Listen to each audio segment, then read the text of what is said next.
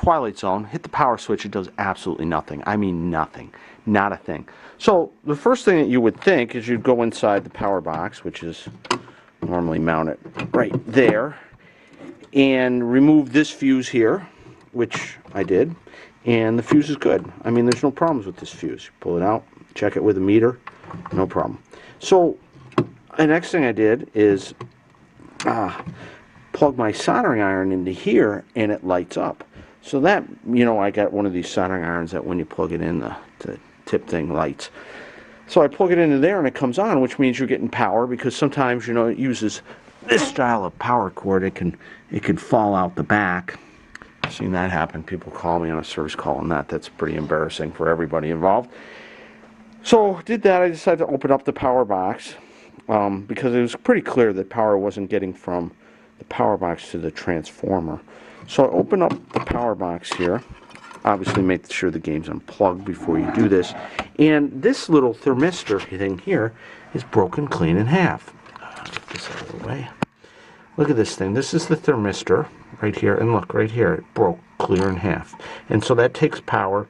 See, the power comes in, it goes to the little plug, and it goes to the fuse, and then from this side of the fuse, it goes to the RF filter, and then to the power switch and out the game, because the plug will work whether the power switch is on or not. So the power switch is after the plug. That's why my soldering iron lit up with the plug, but nothing beyond that worked. So this thermistor is the thing that broke. Now notice that's different than the MOV. The MOV is this green little device here. The MOV is a metal oxide varistor, which is essentially a surge protector. The thermistor is a momentary resistor, low resistance resistor. It's like 1 or 2 ohms when you turn it on, then after about 30 seconds it goes to 0 ohms. And so what this does is this prevents a surge going to the bridge rectifiers. In theory, it stops the bridges from getting a sudden surge of power and prolongs their life. Just to show you that I'm not crazy about this broken thermistor thing and the process of power from the wall to the transformer. Here I have my soldering iron plugged in with the broken thermistor, and you can see the light on my soldering iron here. If I unplug it, you'll see the light go out. Yeah, see there. So the plug is hot, yet the rest of the game is not. And the problem again is that broken thermistor. So for a test of my theory, what I've done is taken just a jumper wire and put it between the 2 leads of the broken thermistor. And then I can hit the power switch and see if the game comes on. If it comes on, then obviously that's the problem. And sure enough, we can hear the game start to boot. Hear the clock run. So, turn it off.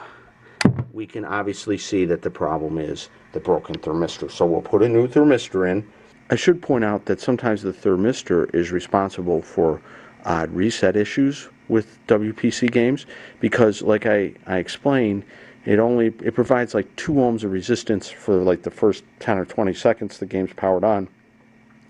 And then it goes to 0 ohms. If for some reason it doesn't do that and it maintains that 2 or 3 or even 4 ohms, it can reduce the power going to the machine, the input power, and lower the voltages going through the transformer and cause the game essentially to have less input voltage and stress the whole regulated voltage system like the 5 volts, and that can cause game resets. I don't see that very often, and this is frankly the first time I've seen a thermistor broken in half either, but that doesn't mean it can't happen in regards to resets.